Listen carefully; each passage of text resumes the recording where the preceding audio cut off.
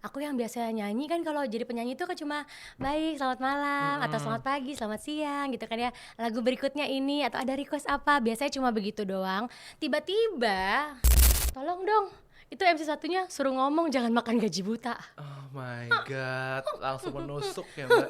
Sering kali ketemu ya, kan aku juga sering diajak kerja nih sama timnya Madev ya kan suka ketemu ya kita ya, ada kan ya kan audiens-audiens yang memang kayaknya susah banget nih dikulik Iya, gitu ya, betul. diajak buat ngegame susah. Nah, MC nggak cuma sekedar bisa ngomong aja ya, butuh banyak hal.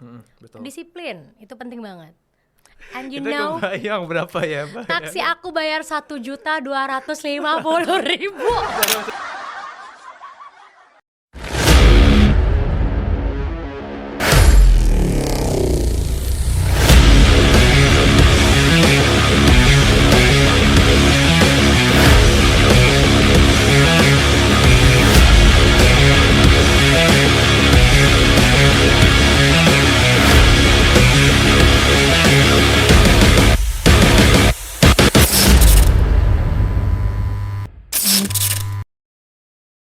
Hai Madev Friends, kembali lagi cerita Madev nih. Kali ini bersama aku Bian, kita kedatangan satu tamu spesial, cantik jelita, penuh dengan pesona, penuh dengan talenta di bidang tarik suara iya, MC iya. Siapa lagi kalau bukan Katisa Carolina. Hai. Hai dong semuanya. Hai, tepuk tangan dong, boleh dong.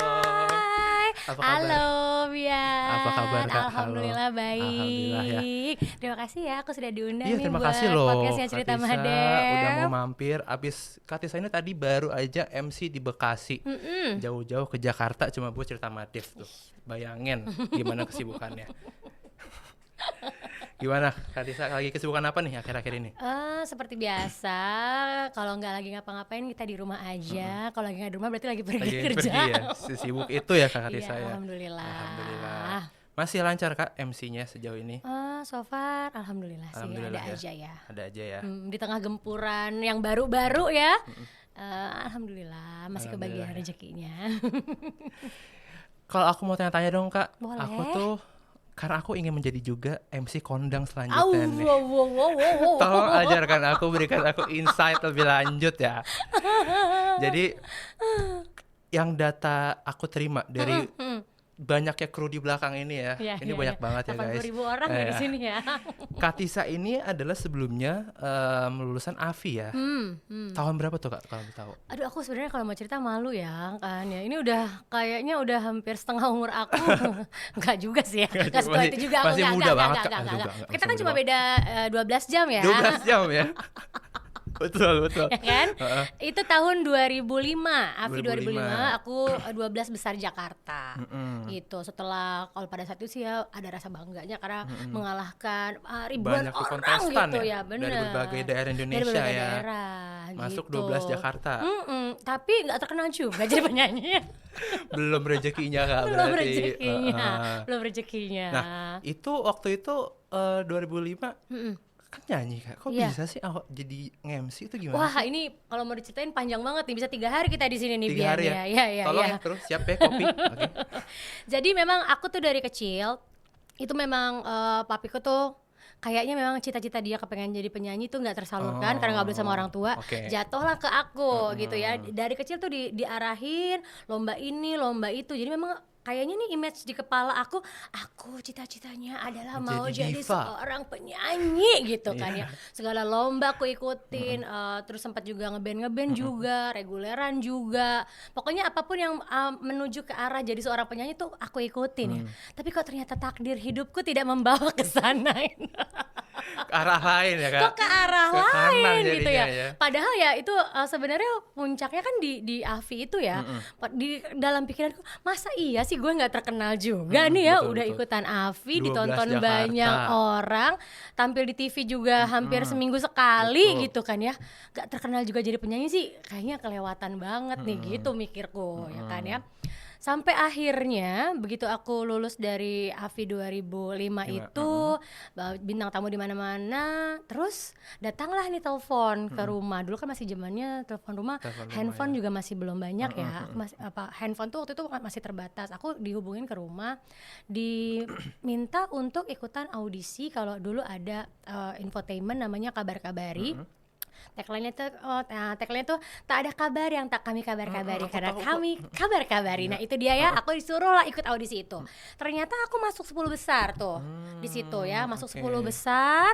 Nah dari 10 besar ini aku memang nggak jadi juara, enggak. Kan adanya juara 1, juara 2, juara 3. Tapi aku berkesempatan dapet 2 episode kalau nggak salah tampil buat jadi host di infotainment itu. Plus juga dapet pelatihan public speaking. Nah selama masa pelatihan itu kita tuh dibimbing dan diminta kayak terjun langsung gitu ya. Aku yang biasa nyanyi kan kalau jadi penyanyi itu kan cuma baik selamat malam atau selamat pagi selamat siang gitu kan ya, lagu berikutnya ini atau ada request apa, biasanya cuma begitu doang. Tiba-tiba diminta jadi host itu kayak kaget gitu, kira suruh ngafalin Skrip banyak banyak itu ya. banget gitu ya. Terus ternyata ada teknik-teknik nafas buat nyanyi sama teknik nafas buat MC tuh beda gitu. Cara kita intonasinya juga beda sama orang nyanyi gitu kan ya. Pusing kepala gue. Gimana nih gue nih ya, bisa apa enggak gitu. Tapi ya karena pada saat itu masih ikut pelatihan, dalam hatiku gratis inilah ya. Sayang kalau nggak diikutin, udah ikutin aja. Kita ya gimana takdir membawanya aja lah, seperti apa kita ikutin udah. Sampai akhirnya pada saat itu kalau zaman itu tuh lagi masa-masanya berjamuran ITC di mana-mana. Nah pemenang-pemenang atau finalis yang ada di situ tuh dimasukin tuh, jadi yang satu buat launching ITC sini, satu launching ITC sini gitu kan ya. Deg-degan say pada zaman itu sama diduetin tuh sama pelawak namanya Kiwil. Nah, aku nggak ngomong apa-apa sampai akhirnya dicolek tuh sama orang IO-nya atau sama panitianya gitu ya. Karena si Kiwil ternyata ngomong sama mereka, tolong dong itu MC satunya suruh ngomong jangan makan gaji buta. Oh my god, langsung menusuk ya Mbak. Gitu kan ya. Kita nggak pernah ngomong say. Biasanya nyanyi kan kita ya kan. Kaget. Mikir ini bukan dunia gue nih kayaknya nih, nggak bisa nih gue nih ya, stop aja deh sampai sini. Tahun berapa tuh Mbak? Kalau itu masih di 2005. Masih di 2005 itu masih. Aku pikir aku nggak ini deh, bukan di sini dunia aku. Aku masih lanjutin tuh dunia yang sebelumnya, masih nyanyi, masih reguleran dan lain sebagainya. Nah cuma makin kemari kok tawaran nge-MC itu semakin banyak daripada nyanyi. Nah terus akhirnya ya learning by doing ya, semakin sering dapat kerjaan dari yang tadinya aku nggak ngerti bagaimana cara ngomong, ngadepin audiens, terus menghadapi kepanikan, bagaimana cara pilih baju, karena bajunya penyanyi sama bajunya MC tuh kan beda ya. Kalau MC kan lebih sederhana dibanding sama penyanyi, kayaknya lebih heboh gitu bajunya ya. Nah dari situ akhirnya mulai belajar pelan-pelan gitu. Yang tadinya aku paling cuma ngambil kerjaan MC setahun cuma 2 atau 3 kali, selebihnya nyanyi. Sampai akhirnya sekarang orang gak ada yang tahu kalau aku nyanyi. Ya. 12 besar AFI lagi ya. Gak ada yang tahu gitu, kalau gak aku bilang gak tahu gitu. Gitu Bian. Nah, kalau waktu AFI-nya itu Mbak, kan 12 besar ya. Abis itu berarti udah keluar ya. 12 besar keluar, ikut pelatihan, masuk ke Kabar Kabari. Nah, yang awalnya tahu itu siapa sih? Awalnya tahu perpindahan ingin belajar hal barunya itu. Mbak Katisa nyari tahu nggak? Maksudnya kasih tahu ke orang tua kah? Aku diterima di sini nih, jadi seorang pengen belajar jadi MC gitu. Kalau orang tua aku sih kayaknya memang lebih condong, mereka taunya aku di AFI aja ya, karena ikut nganterin kan, ikut heboh jadi sporter dan lain sebagainya begitu. Begitu aku pindah haluan ternyata ikutan lomba Kabar Kabari, mereka tenang-tenang aja karena mungkin mereka pikir enggak di situ deh kayaknya anak gue gitu, nggak ada yang percaya apa iya bisa ngomong di depan orang gitu. Jadi memang aku simpan buat diriku sendiri karena aku sendiri pada saat itu nggak yakin kalau aku bisa. Gitu. Jadi memang kayaknya orang tua entar jadi kalaupun oke di MC ya udah, kalaupun enggak jadi ya nggak masalah gitu, karena taunya kan paling cuma sekedar hobi Sekedar, aja iya. gitu, iseng-iseng Iseng-iseng aja berhadiah gitu. ya. Iseng-iseng berhadiah Oke. gitu. Tapi titik balik perubahan yang paling merubah pivot karirnya itu dari nyanyi ke MC itu tahun berapa? Ya itu di seputaran 2005 di 2006 itu. Oke. Akhirnya merubah karena dari 2005 semenjak Avi itu dapat tawaran lah Kabar-Kabari. Dari Kabar-Kabari akhirnya aku belajar ikut pelatihan public speaking itu. Terus ditawarin terjun langsung buat KMC sampai akhirnya ada yang meyakinkan aku gitu ya. Dulu kalau tahu La Piazza La Piazza Mall, Kelapa Gading, ya yang iya. sekarang tuh jadi mall baru ya itu ya. Betul, tahu. Nah itu aku nge-MC di situ sama satu anchor berita dan dia ngomong ke aku waktu itu, dia anchor berita apa ya pada saat itu namanya Adam, aku ingat namanya Adam, cuma aku lupa dia anchor berita apa. Dia bilang sama aku, Tis, lo nih bisa nge-MC, dia bilang gitu. Pelan-pelan lo belajar, pasti lo bakalan bisa macem begitu mewu, dia bilang gitu. Trust me, dia bilang gitu. Nah kata-kata dia itu yang bikin gue jadi apa iya ya, oke deh coba deh gue jalanin, gue tekunin. Ya ternyata walaupun belum seperti Becky ya, tapi ternyata memang ternyata dunia ini yang bisa bikin aku lebih dikenal banyak orang sebelum aku nyanyi, sebelumnya aku nyanyi gitu. Perpindahannya susah gak sih Kak? Dari nyanyi ke MC itu? Susah banget Susah Bian. banget. Susah banget Bian. Yang biasanya aku cuma suruh ngafalin lagu ya kan ya. Cuma suruh ngafalin lagu aja. Terus tiba-tiba aku mesti harus tahu moodnya penonton seperti apa. Kan kadang-kadang kalau kita nge-MC kita kan ketemu sama banyak audiens. Ada audiens yang gampang diajak untuk bisa berinteraksi gitu. Kadang-kadang juga sering kali ketemu ya, kan aku juga sering diajak kerja nih sama timnya Madev ya kan suka ketemu ya kita ya, ada kan ya kan audiens yang memang kayaknya susah banget nih dikulik gitu ya, diajak buat ngegame susah. Nah yang kayak gitu, aku gemeteran, gak bisa ngomongnya berantakan gitu ya, kayak gitu-gitu itu berat banget. Sampai kan tadi aku bilang aku kayak nggak yakin gitu, kayak gak bisa gue jalanin gitu. Tapi semenjak temenku ngomong itu, akhirnya gue tekunin, oke juga lah. Tapi kan Kak Tisa udah tahu tuh, maksudnya susah ya perpindahan itu ya. Keputusannya itu maksudnya terjadi secara spontan atau mungkin butuh proses yang panjang bertahun-tahun lagi sih Kak? Ada prosesnya pasti. Ada prosesnya ya. Iya, karena kan membuat hal baru, menjalani hal baru itu kan nggak mudah. Kayak kita deh, kayak pindah sekolah gitu ya. Tadinya kita sekolah di sekolah A. Sampai misalkan kelas 1 atau kelas 2, terus pindah ke sekolah B. Adaptasi kan nggak semudah itu kan, butuh penyesuaian, butuh belajar, butuh lebih mengenal. Nah itu aku jalanin ya lumayan lah, mungkin sekitar 2 tahun atau 3 tahun lah mungkin, baru mulai aku yakin untuk menjadi seorang MC itu profesional. di 2007-2008. Yang secara yakin dan Kak Tisa bisa nih, kayaknya kalau ada event harusnya milih gue deh gitu. Itu event apa tuh Kak pertama kali? Secara profesional MC itu pertama kali, masih ingat nggak tuh event apa? Eventnya yang pertama kali karena masih bersinggungan sama nyanyi, itu aku pernah ditawarin juga. Kalau kamu kenal Andreali kenal nggak? Ada MC yang namanya Andreali. Nah, nanti coba di searching ya, kita searching ya. Nah dia itu MC Golf dan dia kasih kesempatan aku buat gantiin dia untuk MC Golf. Ternyata bisa loh di-combine nih MC sambil nyanyi tuh bisa gitu.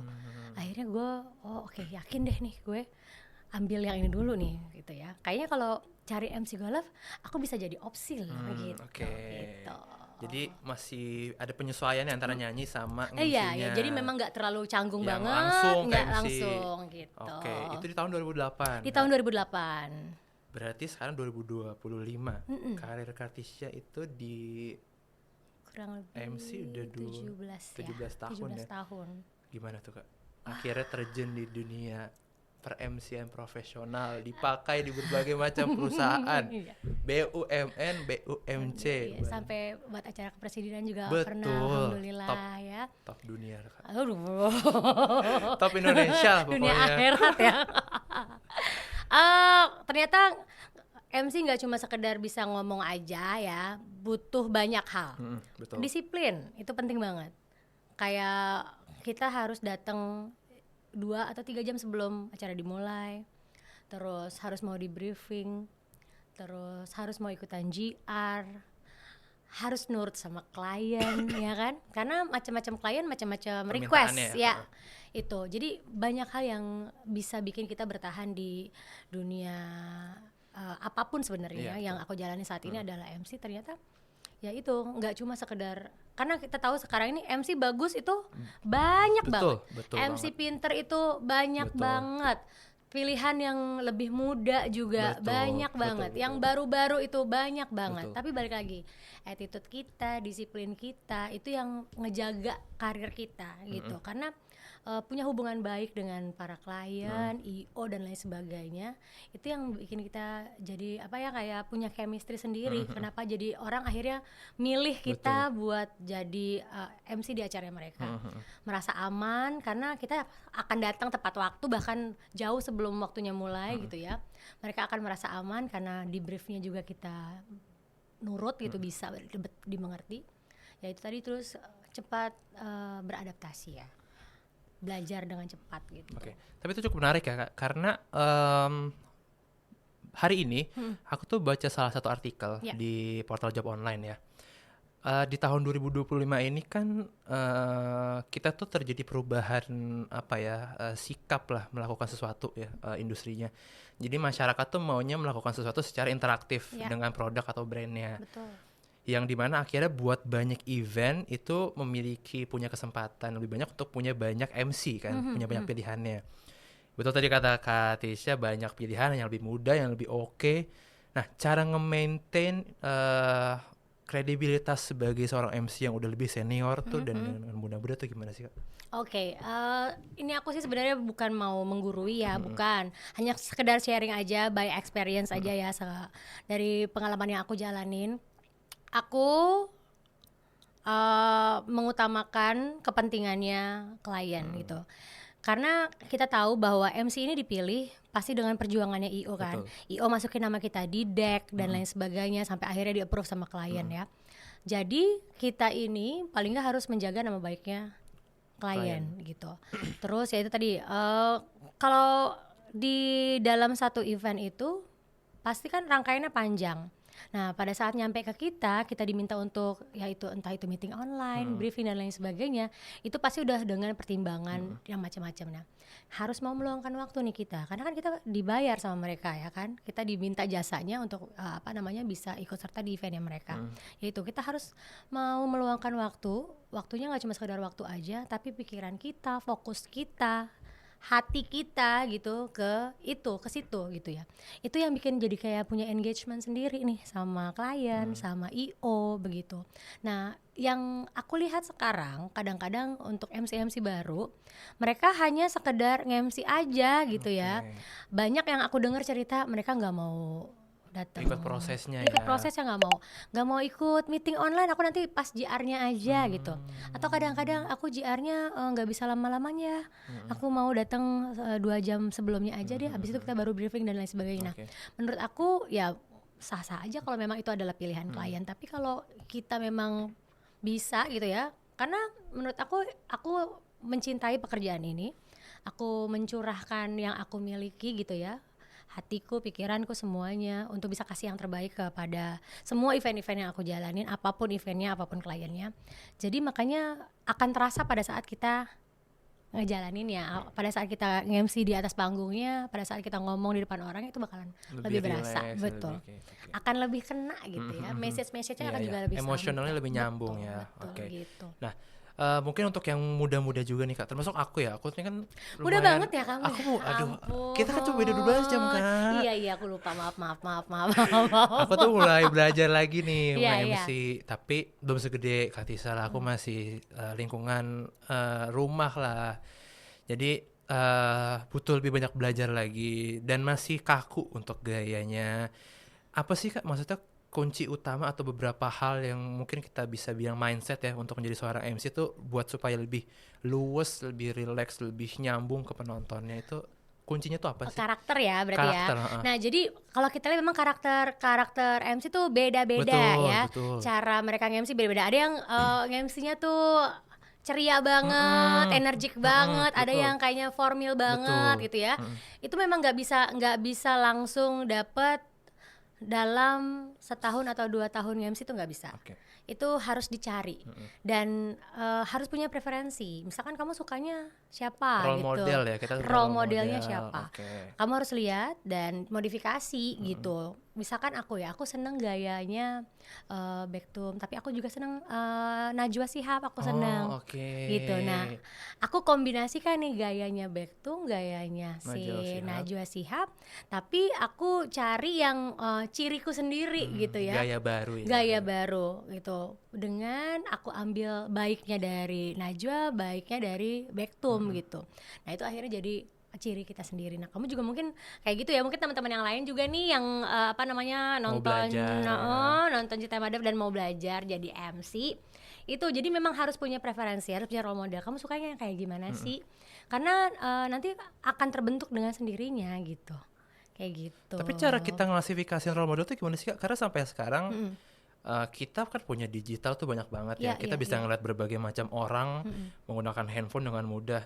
Tapi belum menemukan titik kayaknya ini yang akan jadi preferensi. Jadi ini role model gue deh kayaknya.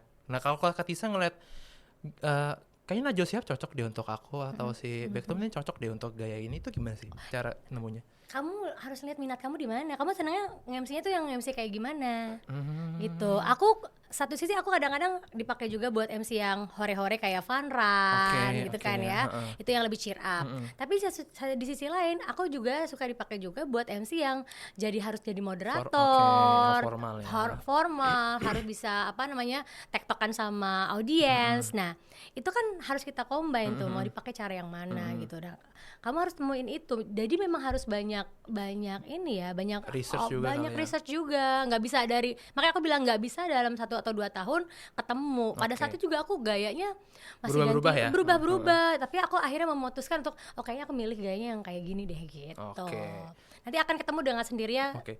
Sambil belajar, sambil banyak kamu lihat researchnya dari mana-mana gitu. Nah kalau berdasarkan tadi pengalamannya sejauh ini tuh kayak gimana sih Kak? Jadi MC itu apakah ada hal lucu, hal tidak mengenakan, hal yang paling bikin bahagia gitu tuh apa aja sih kalau aku boleh tahu? Banyak ya ternyata di sepanjang perjalanan aku MC ini ya. Banyak banget hal-hal lucunya, hal-hal Yang tidak menariknya mengenakan ya, yang nggak mengenakannya ada juga gitu kan ya. Aku pernah, kalau ini sih kayaknya lebih ke memalukan ya. Pada saat dulu itu aku awal-awal MC, aku belum punya kendaraan. Belum punya kendaraan ya. Dan kayaknya zaman dulu itu pada saat itu belum ada yang namanya Waze. Google Maps belum ada ya. Karena orang-orang udah mikir, Tisa dikasih alamat di mana aja pasti nyampe on time gitu. Nah, tibalah saatnya aku dapat nih event tahun baru. Tempatnya adalah di Tanjung Lesung, sayang. Di pikiranku Tanjung Lesung itu daerah Muara Karang ke sana. Aku nggak tahu Tanjung Lesung itu ternyata Banten ke sana gitu. Ternyata salah arah ya. Aku pakai taksi. And you Itu know, kebayang berapa ya Pak? taksi aku bayar 1.250.000 dalam 1 malam ya. Kaya nggak tuh langsung taksinya ya langsung kan pulang ya? ke rumah itu ya. Dia kayaknya nggak ngambil pesanan lain kayaknya ya. Itu jadi bodohnya aku nggak mau nanya ya. Padahal aku ditawarin sama IO-nya, kamu mau nggak bareng sama aku? Dengan pedenya aku bilang enggak. Aku berangkat sendiri aja ya kan. Aku naik taksi, deg-degan banget tuh dalam perjalanan ya kan ya. Taksi gue kok cepet banget ya harga muternya. 1.250.000 sayang. 1.200.000 ya. Event berjalan, alhamdulillah lancar. Tetap ya ketemu kan ya sama eventnya ya. Ketemu alhamdulillah ya. Alhamdulillah. Pulang-pulang ya kan. Orang-orang pada beres-beres, gue udah masuk mobil duluan. Kenapa Tis? Aku takut suruh bayar taksi lagi 7.250.000. Ya. Gue duluan masuk ke mobil. Aku mau ikut kamu aja ya Mas. Aku bilang, aku mau ikut kamu aja. Aku nggak mau suruh bayar lagi 1.250.000. Nggak mau gitu ya. Itu paling malunya Itu ya. malunya. Pernah juga jatuh di panggung, pernah keserimpet serimpet gaun. Acara awarding biasanya kan harus pakai gaun, ya kan ya.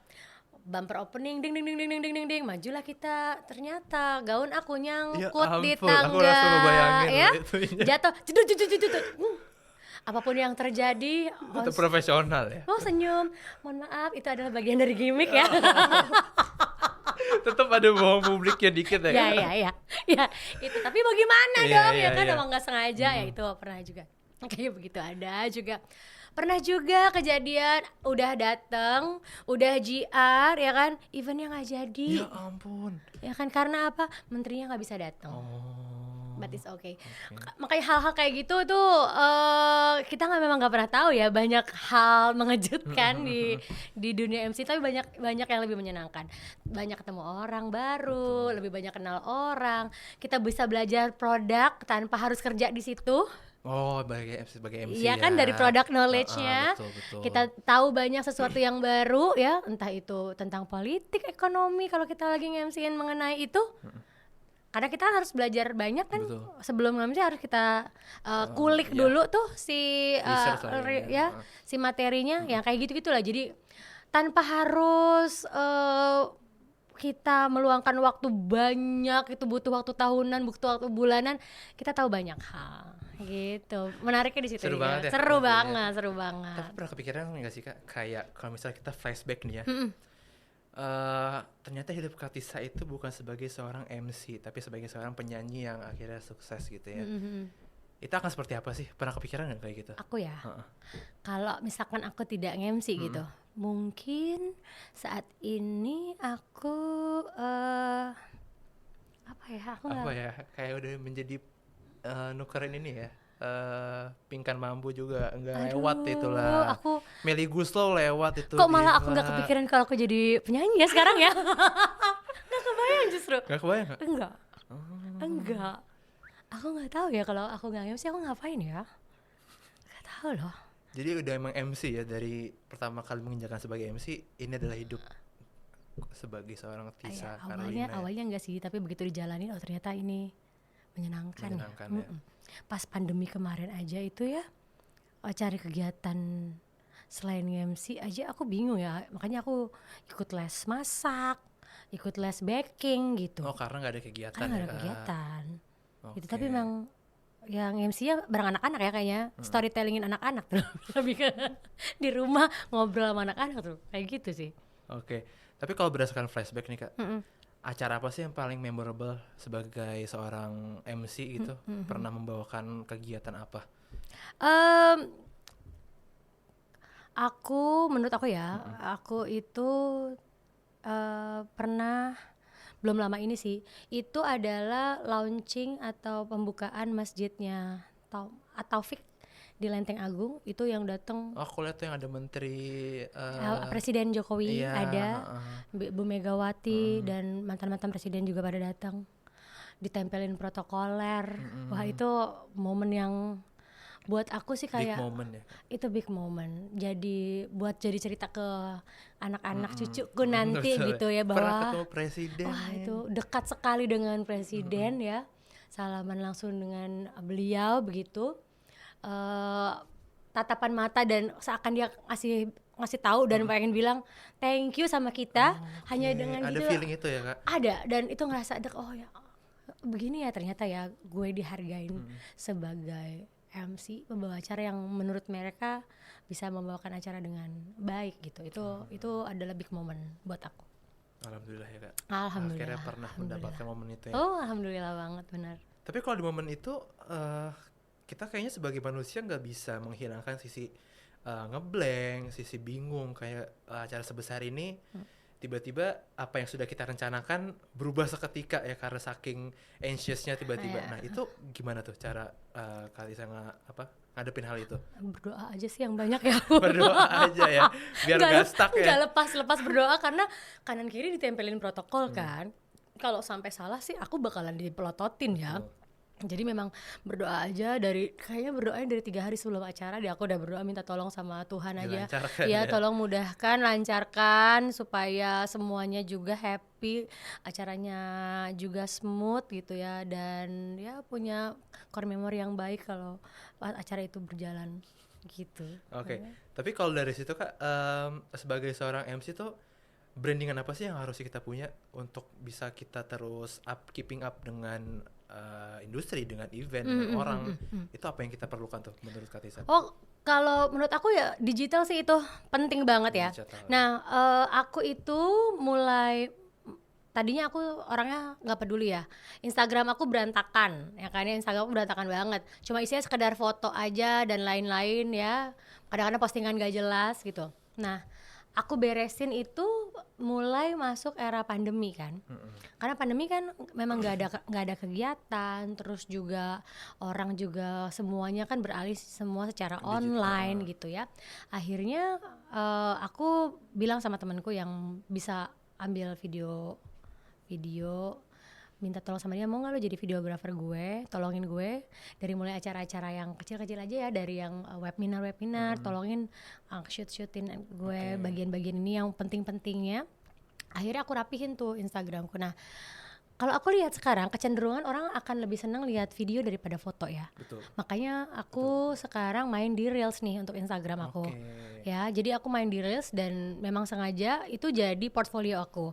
Kalau ada klien baru yang tanya by DM, aku akan langsung arahin direct aja. Kecuali mereka minta untuk di follow up by WA, minta CV dan lain sebagainya, baru aku kirim WA. Tapi sepanjang ini sih cukup membantu aku nih Instagram ya, membantu membentuk image aku.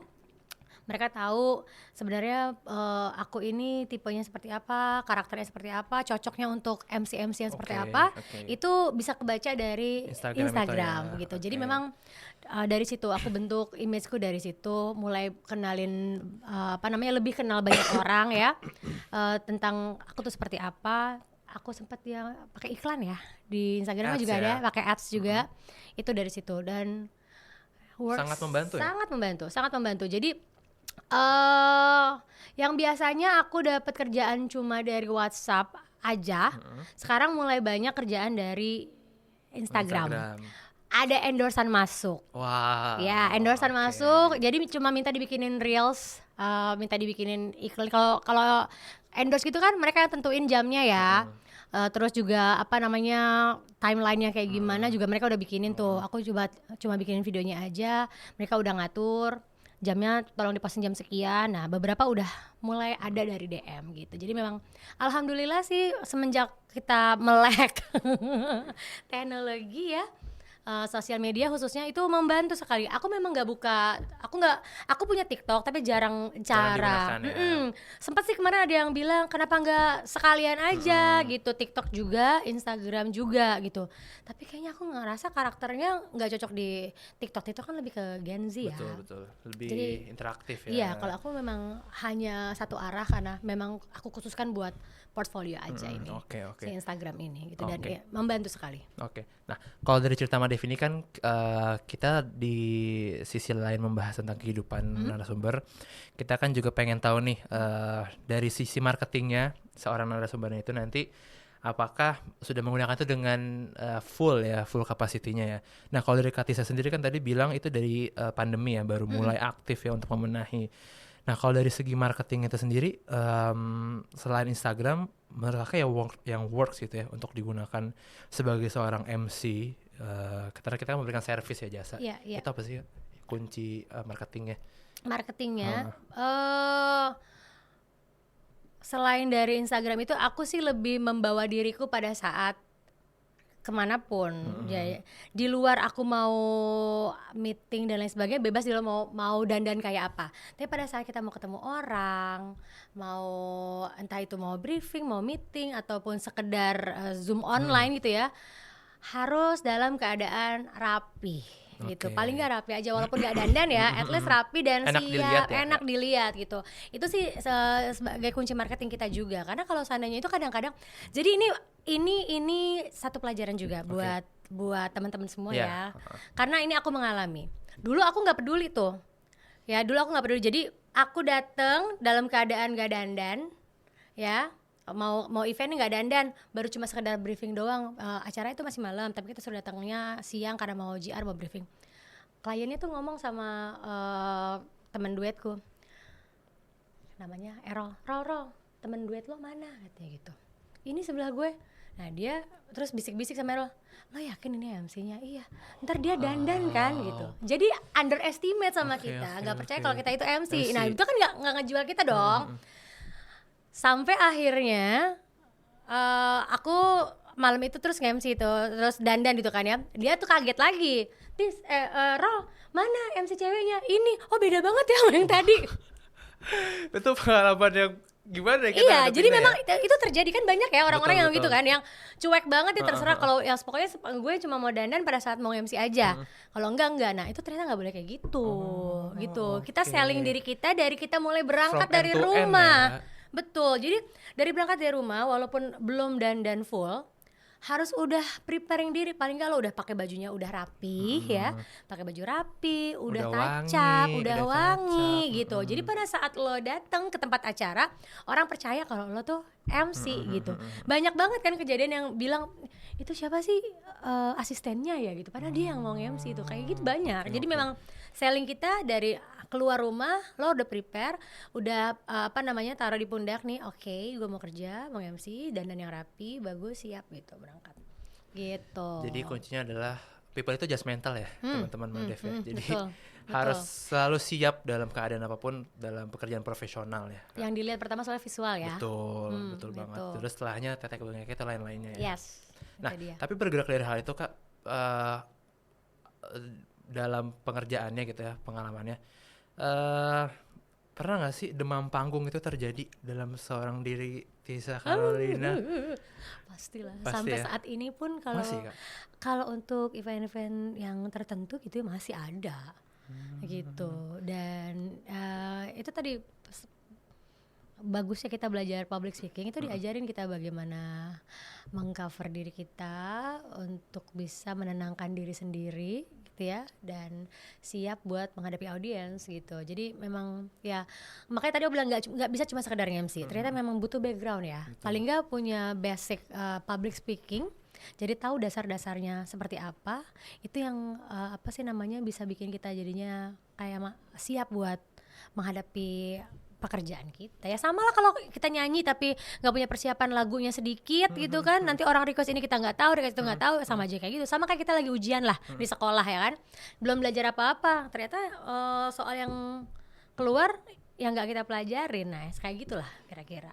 Tapi kayak gini gak sih Kak, kalau aku yang ngeliatnya sebagai seorang MC itu, menurut Kak Tisa tuh MC dan penyanyi itu adalah hal yang sama gak sih? Karena kan secara kita memberikan jasa, kita perform, kita memberikan suara, kalau nyanyi ya kita nyanyi, kalau MC kita bersuara dengan skrip gitu ya.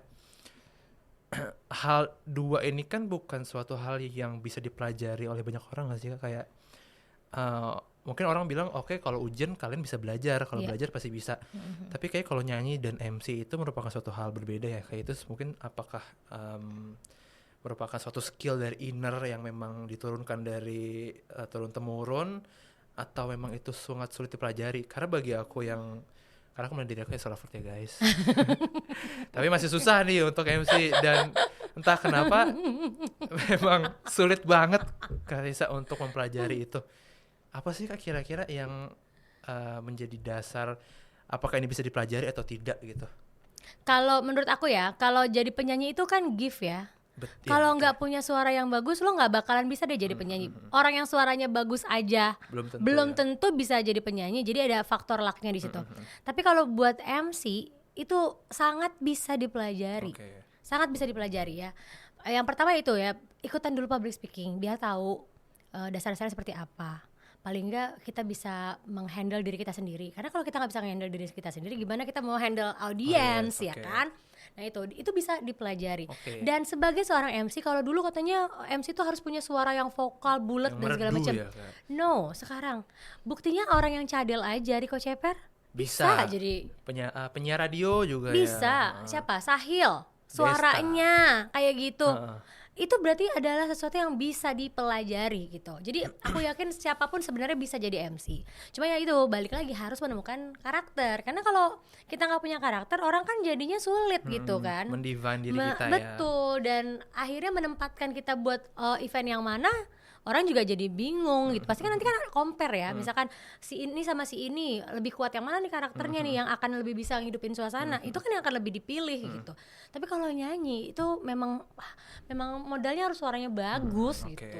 Kalau MC aku pikir sih kayaknya semua orang bisa jadi MC, tapi ya itu tadi butuh banyak apa namanya ya, di Pengalaman belakangnya sesuatu yang di belakang yang perlu dipelajarin, Oke. yang itu bisa dipelajarin. Oke. Nah, ini yang kita tahu juga nih ya, Katisa ya. Katisa ini kan udah dari tahun 2008 lah yang MC. Dan dunia dalam beberapa tahun terakhir ini kan pivotnya sangat besar-besaran ya. Kita mempelajari suatu hal itu kan pastinya juga berubah ya. Ya. Di zaman Katisa belajar seorang MC dan kalau misalnya Tisa Carolina sekarang belajar MC, hal apa yang akan terjadi? Maksudnya ada perubahan apa sih? Lebih ke bahasa ya. Bahasa. Nah, kalau kan kita harus tahu nih bahasa-bahasanya anak-anak Gen Z seperti apa, Iya, istilah-istilah dan lain slang sebagainya. words, Ya itu yang memang ya tadi, makanya kita dituntut harus cepat beradaptasi. Karena kan ya sebagai seorang MC ini audiensnya akan beragam sekali. Pada saat kita menghadapi audiens yang anak-anak TK, SD itu akan beda caranya sama kita punya audiens SMP, SMA, ngadepin anak kuliah beda lagi, ngadepin orang tua beda lagi, ngadepin audiens yang dokter-dokter beda lagi, ngadepin pejabat beda lagi. Jadi memang itu dia, ini tuh dinamis banget nih dunia MC ini. Memang harus belajar tuh harus cepet gitu. Kalau cuma berdiam diri ngandelin yang penting gue laku apa segala macam gitu, itu nggak bisa, akan stuck di situ aja. Gitu. Closing statement dari Katisa sebagai seorang MC untuk teman-teman di luar sana yang pengen belajar jadi MC gitu ya, atau yang udah mau masuk nih ke dunia MC tapi masih belum pede dengan skillnya, itu apa? Silakan. Guys nih ya guys, buat kamu dimanapun berada, teman-teman Madev semuanya yang mau coba peruntungan di dunia MC, gak usah khawatir ya, don't be worry. Cobain aja dulu. Yang pertama harus bekali diri, ikutan public speaking. Itu dasar. Karena nggak cuma dipakai buat MC aja, tapi ini bisa jadi modal buat kamu ya. Entah itu buat bahan presentasi, entah itu ngobrol buat ngedeketin calon pacar kamu ya, itu bisa ternyata pakai public speaking. Atau kamu yang lagi mau deketin mertua gitu ya, kalau public speaking kamu bagus, itu bakal bisa diterima dengan baik.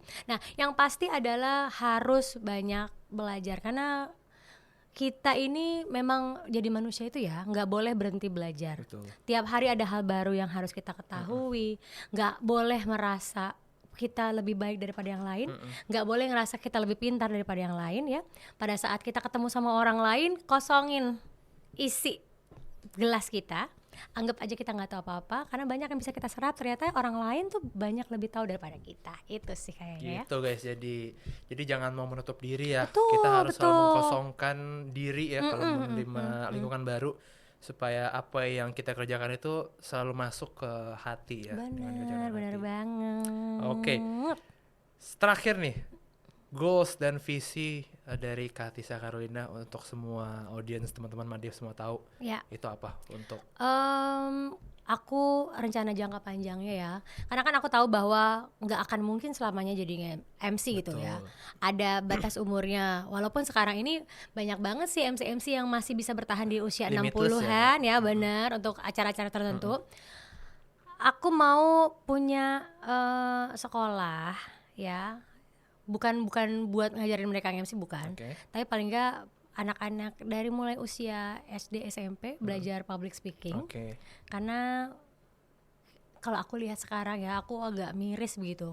Pada pinter-pinter orangnya tuh, ilmu segala macam bisa, segala macam tahu, tapi cara bicaranya kurang baik, kurang sopan. Nah, aku mau nanti generasi kedepannya selain pintar gitu ya, tapi juga beretika sih. Amin. Lebih ke gitu ya.